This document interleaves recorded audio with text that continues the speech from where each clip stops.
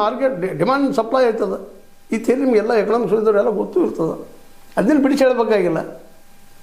ಅದನ್ನ ಒಂದು ಸ್ವಲ್ಪ ಇಟ್ಟು ಮಾರಿದ್ರೆ ತೆಗೆದಿಟ್ಟು ಮಾರಿದ್ರೆ ರೇಟ್ ಬರ್ತದೆ. ಮತ್ತು ಅದು ಇಟ್ಕೊಳ್ಳೋಕೆ ಆಗಿಲ್ಲ ರೈತಗೆ. ಅದನ್ನ ಯಾಕೆ ನೀವು ಅರ್ಥ ಮಾಡ್ತಾ ಇಲ್ಲ ಪ್ರತಿಯೊಬ್ಬರು, ಈ ರಾಜಕಾರಣಿಗಳಾಗಿರ್ಬೋದು, ರೈತ ನಾಯಕರಾಗಿರ್ಬೋದು.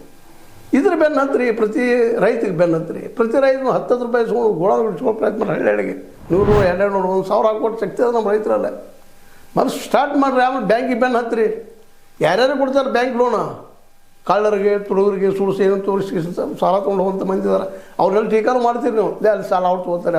ಹೌದು, ಮತ್ತಲ್ಲೇ ನೀವು ತೊಗೊಳೋದನ್ನ ಅವ್ರು ತೊಗೊಳ್ತಾರೆ. ಈ DCC ಬ್ಯಾಂಕ್ ಎಷ್ಟು ರೈತರು ಕೊಡ್ತದೆ, ಉಳಿದವ್ರು ಎಷ್ಟು ಕೊಡ್ತದೆ ಅಂದ್ರೆ ಇವತ್ತು ನೀವು ಅದನ್ನ ತೆಗೆಸಾಕತ್ತೀರಿ. ಇನ್ಫಾರ್ಮೇಷನ್ ಯಾಕಂದಾಗ ಕೇಳಿ ಅವ್ರನ್ನೆಲ್ಲ ಎಷ್ಟು ಜನ ಎಷ್ಟು ರೈತರಿಗೆ ಕೊಟ್ಟಿದ್ರಿ, ಎಷ್ಟು ದುಡ್ಡು ಬತ್ತು, ನಿಮ್ದು ಎಷ್ಟು ದುಡ್ಡು ಇದ್ದು ಕೇಳಿರಿ. ರೈತರ ಮಟ್ಟ ಬೇರೆ ಕಂಪ್ನಿಗಳು ಯಾರು ತೊಗೊಂಡು ಅದನ್ನೂ ಕೇಳಿರಿ. ಅವರು ಬಡ್ಡಿ ಆಡೋ ಲೇವಾದೇವಿ ಆಗಿದಾವೆ ಇವತ್ತು. ಬಡ್ಡಿ ಆಡು 2-2.5% ಬಡ್ಡಿ ತೊಗೊಳ್ತಾರೆ. ಅವರು ತೊಗೊಂಡದು ಮಾಡ್ತಾ ಇರ್ತಾರೆ, ದಂಧೆ ಮಾಡ್ತಾ ಇದ್ದಾರೆ. ಮತ್ತು ಕೆಲವು ಡೂಮ್ ಆಗ್ತಾವೆ, ಭಾಳ ಪ್ರಭಾವ ಇದ್ದಾವೆ. ಡೂಮ್ ಮಾಡಿ ಹೋಗಿಬಿಡ್ತಾರಲ್ಲ, ಪಾಪ ಖುಷಿ ಇರುತ್ತೆ, ಮುಳುಗಿಸ್ತಾರೆ ಇದನ್ನು. ಅದಕ್ಕೆ DCC ಬ್ಯಾಂಕ್ಗಳಿದ್ದು ಪ್ರತಿಯೊಂದು ಹಳ್ಳಿಗಳಿಗೆ ನೀವು ಗೋಡಾನ ಕಟ್ಕೊಂಡ್ಬಿಟ್ರಿ, ಸಾಲ ತೊಗೊಳ್ರಿ. ನ್ಯಾಷನಲ್ ಬ್ಯಾಂಕ್ ಉಳಿದಾವೆ ನಮ್ಮ. ಹೋಗಿ ಕೇಳಿರಿ ಮೋದಿ ಅವ್ರಿಗೆ, ಯಾಕೆ ನಮ್ಗೆ ಸಾಲ ಕೊಡೋದಿಲ್ಲ? ಮೋದಿ ಅದಾನಿ ಅಂಬಾನಿ ಕೊಡ್ತೀರಿ ನೀವು.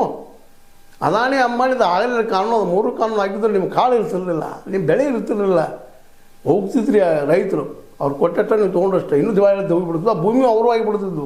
ಅಲ್ಲಿ ಒಂದು ಎಂಥ ಒಂದು ಪ್ರಗಲ್ಭವಾದಂಥ ಒಂದು ಕಾನೂನು ಇತ್ತಪ್ಪ ಅಂದ್ರೆ, ನಿಮ್ಮ ಭೂಮಿ ಮೇಲೆ ಅವ್ರು ಸಾಲ ತೊಗೊಳ್ಳೋರು. ಗ್ಯಾರಂಟಿ ಯಾವುದಾದ್ರು ಸಾಲಕ್ಕೆ, ಶ್ಯೂರಿಟಿ ಯಾವುದಾದ್ರು ನಿಮ್ಮ